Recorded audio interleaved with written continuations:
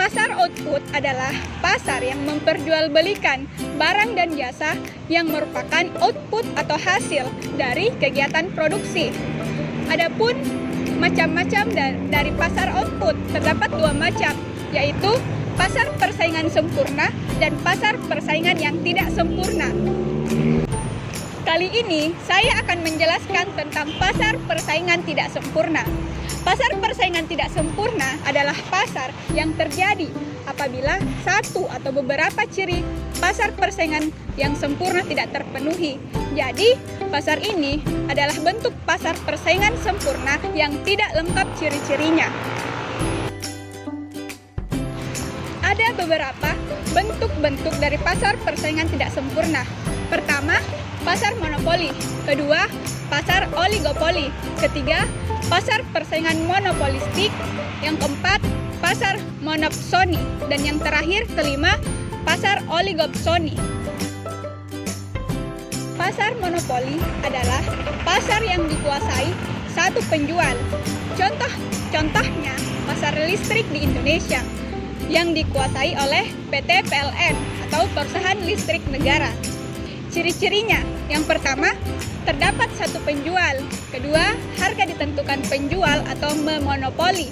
Yang ketiga, perusahaan lain sulit memasukkan pasar. Keempat, konsumen tidak bisa pindah walaupun rugi. Yang kelima, bisa menimbulkan ketidakadilan atau kerugian bagi masyarakat.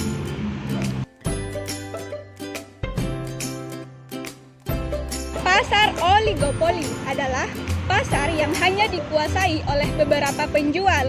Namun, pasar ini sulit untuk dimasuki oleh para penjual baru yang ingin ikut berjualan dalam pasar tersebut. Ciri pasar oligopoli: pertama, terdapat beberapa penjual. Kedua, barang yang dijual homogen atau dapat beda corak. Ketiga, sulit dimasuki oleh perusahaan baru. Yang keempat, membutuhkan peran iklan. Kelima, terdapat satu market leader atau pemimpin pasar. Yang keenam, harga jual tidak mudah berubah-ubah. Pasar persaingan monopolistik adalah pasar yang bentuknya mendekati pasar persaingan sempurna dan mendekati pasar monopoli, sehingga disebut sebagai pasar persaingan monopolistik. Contohnya pasar pakaian dan pasar sepatu. Ciri-ciri pasar persaingan monopolistik: pertama, jumlah penjual banyak tapi tidak sebanyak pada pasar persaingan sempurna. Barang yang dijual berbeda corak. Penjual satu produsen harus aktif dalam beriklan. Perusahaan baru lebih mudah masuk pasar.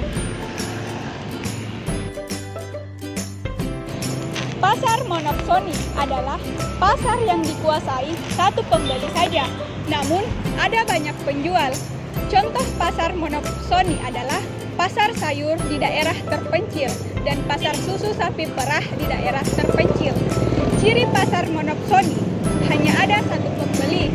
Pembeli bukan konsumen, tapi pedagang atau produsen.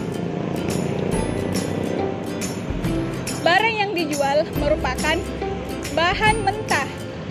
Harga sangat ditentukan pembeli. Pasar oligopsoni, yakni pasar yang dikuasai oleh beberapa pembeli saja. Contohnya seperti pasar wortel di suatu desa. Dengan para penjual wortel yang banyak, tapi pembelinya hanya sedikit.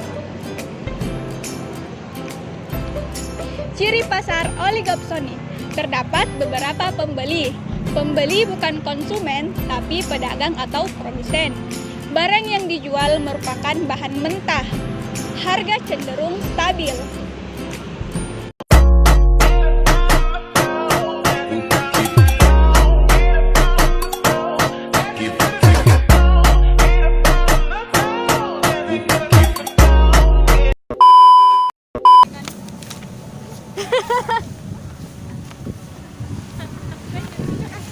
Ciri pasar oligopoli,